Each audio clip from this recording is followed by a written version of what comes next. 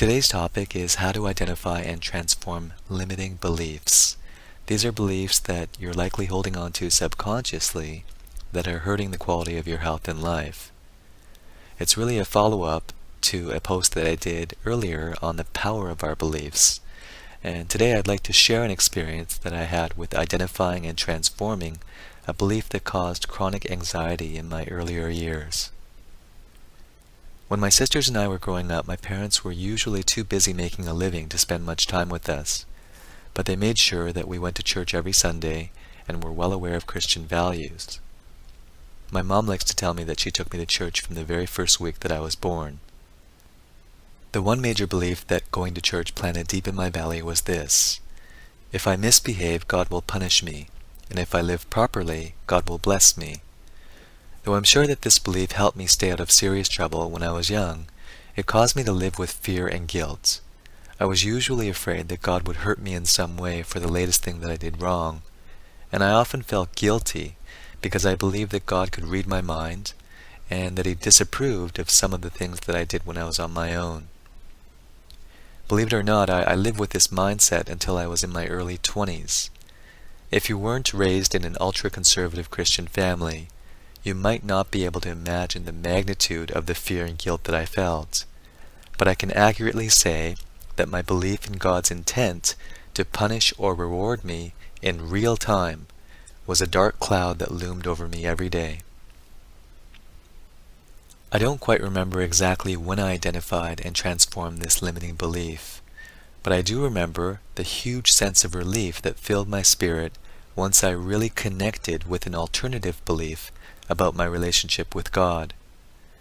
My new belief was in perfect alignment with everything about Christianity and life that made sense to me, and went something like this: God has designed life so that there are perfect consequences for all of our actions. Here are some examples of what this belief dictates. If I try in earnest to have compassion for others and do my best to understand others when they share their feelings with me, people around me will feel cared about, and they will likely care about me in return. If I work diligently and try to improve the quality of other people's lives, I'll feel emotionally fulfilled as I strive to make a living to provide for my family. If I read books and absorb other media that enforce positive values like being thoughtful, generous, diligent, responsible, and honest, I should become better at displaying these characteristics with each passing year.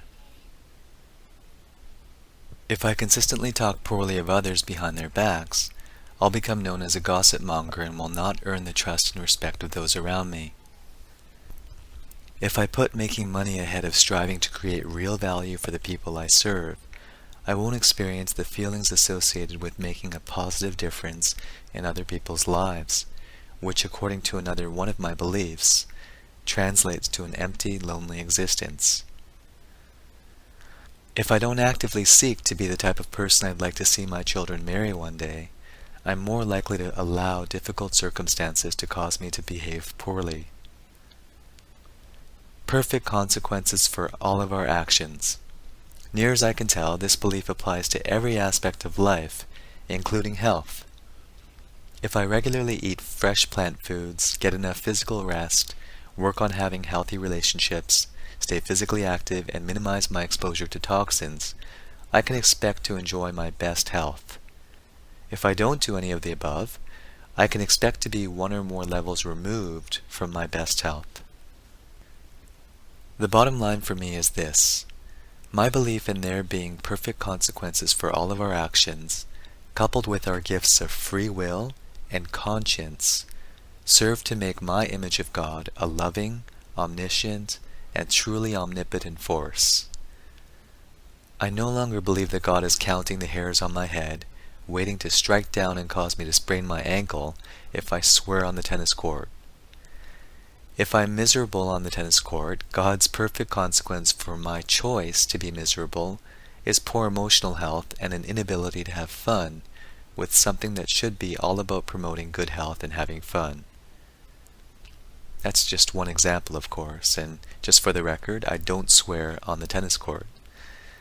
Also, for the record, if you're most comfortable declaring yourself an agnostic or atheist, I hope that you're connecting with the main idea here, that a personal belief that I adopted when I was growing up wasn't helping me feel healthy and well-balanced, and over time, I was able to replace this belief with one that I connected with on all levels, and that promotes peace of mind that comes from knowing that I'm making the most of my time and abilities, or coming close to it anyway.